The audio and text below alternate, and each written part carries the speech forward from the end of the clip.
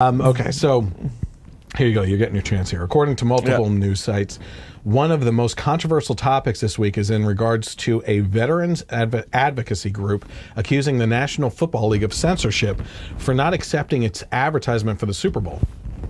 American veterans wanted to run an ad in the game's commemorative program with a message aimed at those protesting the national anthem with the "Please Stand" hashtag, right? Mm-hmm.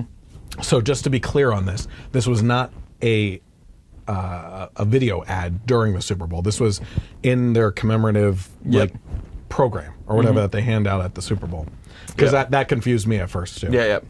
Marion Polk, the American Veterans National Commander, called the decision reprehensible and totally beyond the pale in a letter to the NFL Commissioner Roger Goodell. The NFL rejected the initial ad and instead asked the organization to consider other options for its message, such as "Please honor our veterans" and "Please stand for our veterans." Which, listen, that's acceptable, an acceptable response. Yep. But still, I mean, that's a suggestion. Yeah. I mean, free speech, as long as they're not being offensive, which I don't think they are. As a matter of fact, I feel them being supportive of a certain group of people that defended us. So, whatever. According to NFL spokesman Brian McCarthy, he's the one that said that they put up those suggestions, basically. McCarthy said that the organization never responded before the program went to print. The NFL statement read that the Super Bowl program is designed for fans to commemorate and celebrate the game, players, teams, and the Super Bowl. It has never been a place for advertising that could be considered by some as a political statement. Again, I say nay.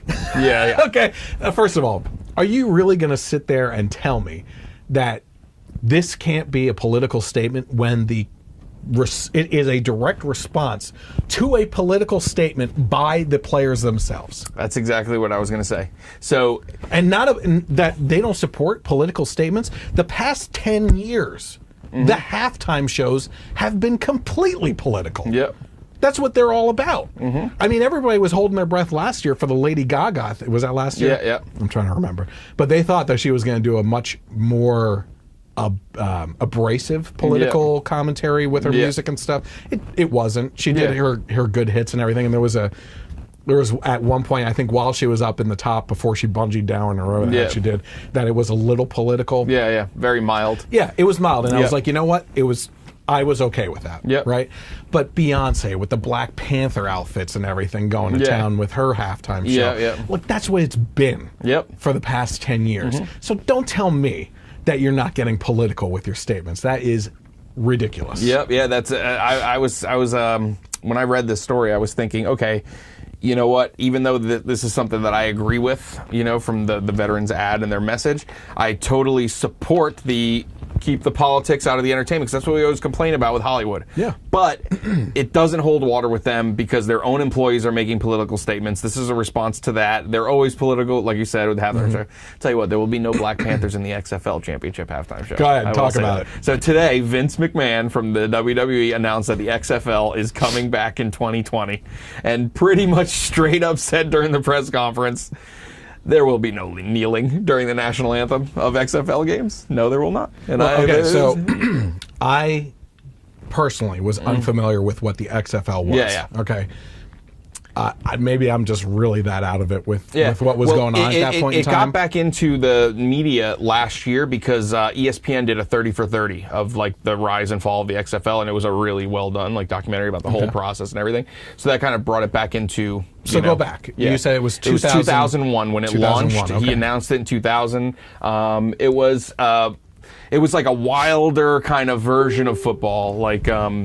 The cheerleaders were a lot more scantily. He brought like a lot of WWE of that time's elements into it, Wrestlers would show up at games and talk. Jesse Ventura did commentating, stuff like that. Listen. So did you see what happened right there? If he was wearing his tinfoil hat, that wouldn't have happened. Yeah, there was no. I remember there was no coin toss. The two players lined up, and the ball was 20 yards out. And they literally had a race for That's it. That's kind of cool. Yeah, they did a lot of cool stuff, and a lot of the things that they imagined have made their way into the NFL. I think one of the big ones was the aerial cam.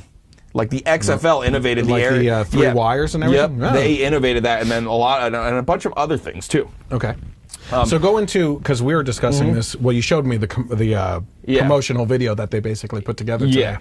And show me some of the different things that were going on. So talk about some of the differences between the NFL and the XFL and what we can expect at least to change. He claimed that this was, they were talking about this for years, so it's not in a direct response to the kneeling and to the rule, because also now the rules are a lot more stringent in the NFL when it comes to like big hits and CTE and things like that, the concussion protocols and all that stuff, protecting the quarterback too much, you know.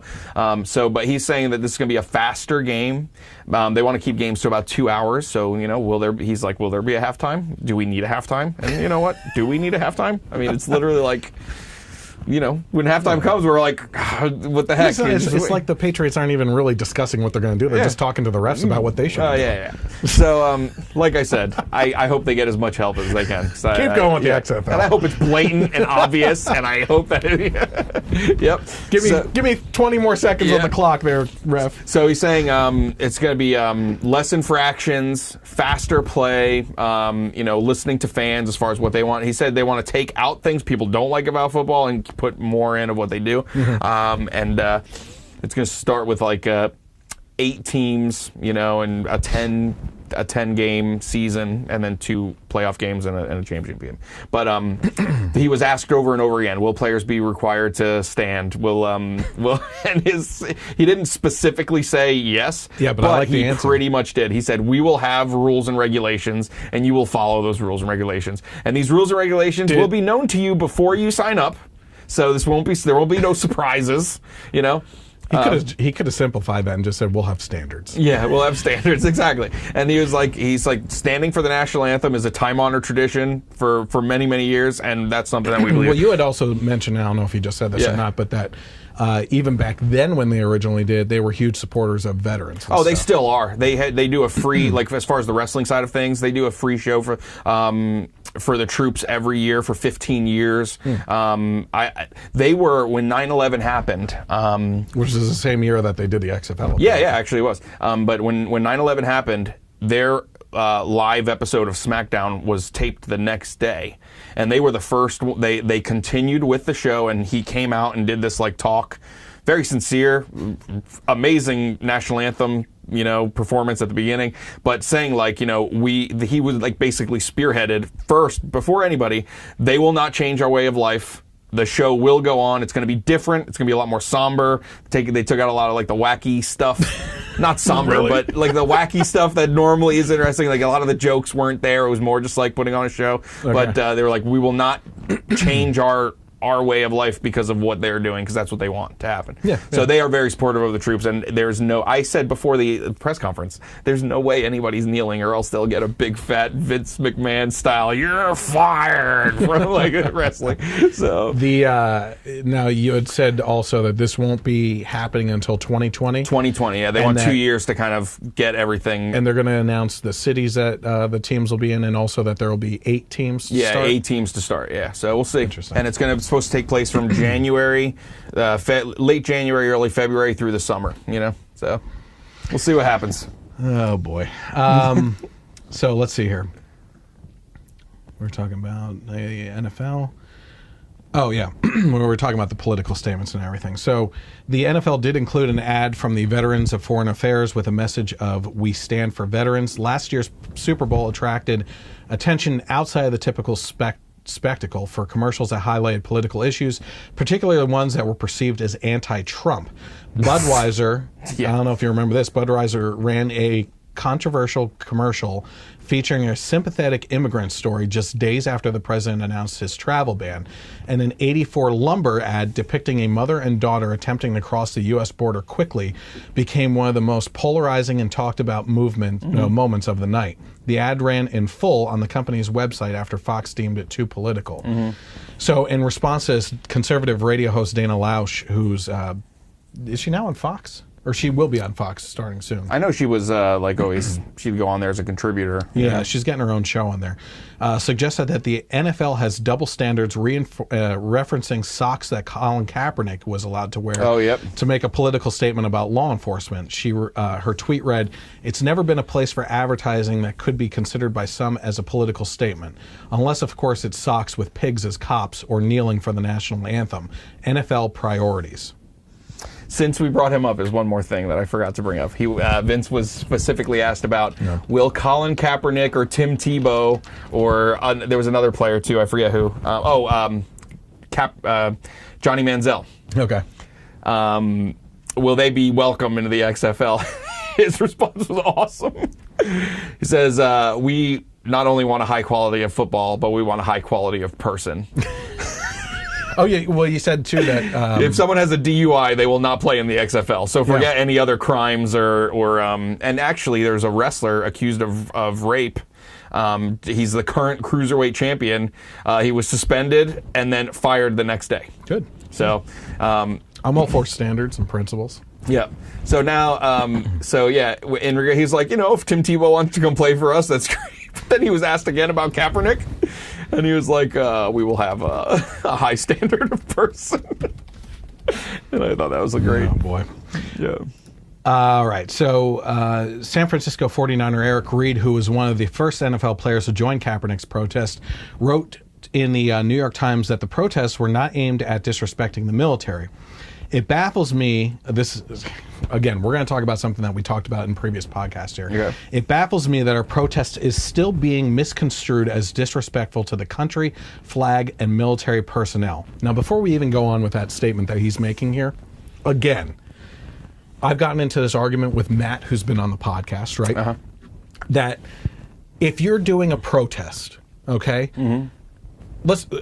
we're just going to go through the basics of this. Their protest of kneeling is because of the abuse of the police departments against minorities. Yeah. Okay, the abuse of power and everything. If your protest is in response to that, to bring attention to that issue, and the rest of the country, in majority, sees it as disrespect to the flag and the country and the military, okay, then your messaging is wrong. Yep. Immediately stop, reevaluate what you're doing, and do a different protest to bring attention to the issue. Instead, they keep on doing it. It's the definition, literally, of insanity. Yeah. You keep on doing it over and over again, hoping for a different result.